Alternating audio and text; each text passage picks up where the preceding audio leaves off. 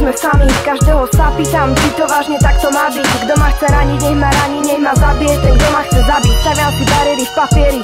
Všetko je naopak, človek najprv vystrelí na miery. Úctu je veľká sieť, ktorej všetci sme lapení. Niekedy som ľahostajná, životu sa otáčam chrbtom, zabudnem na problémy, ale skoro potom zhodím ak zemi. Nech nezabúdam, ak chutí horko a cítim, že som len otrok, čo si nemôže pomôcť, čo má svoj postoj, ale stále len poskok, pre ktorého je pokrok, aj pohnúť sa o krok.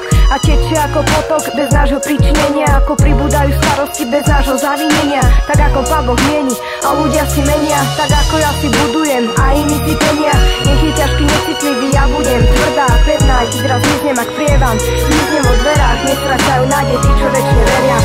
Kam môže ten život zájsť? Kam môže ten život zájsť? Okamih, ktorý nejde nechať tak. Kam môže ten život zájsť? Kam môže ten život zájsť? Okamih, ktorý nejde nechať tak.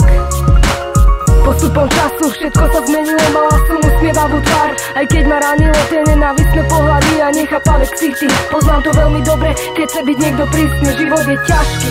Má neustále problémy, ktoré má každý. Snažím sa nemyslieť na tých, čo ma sklávali, keď mi vraveli všetko to pekné a pritom klamali. Obracom kormivo, už nechcem ďalej žiť, dávam spätný chod, pomaly trám sa mi, nic, cítim sa slabá, zdá sa mi krváca tá istá rána. Tie decembrové noci prežívam stále sama, mám myšlenky chladné a chcem kamení na zemi. Všetko, čo znelo krásne, počase neznými otváram oči, vydrie sa šalený tón, zlomený tón hriechu, akord, ktorý vám tváre zamrazí. Život je rieka, ktorej sa topím, mám pocit, že ten život už nikdy nebude dobrý, preto sa modlím, Bože, ostal so mnou navždy, lebo to skončím. Come on.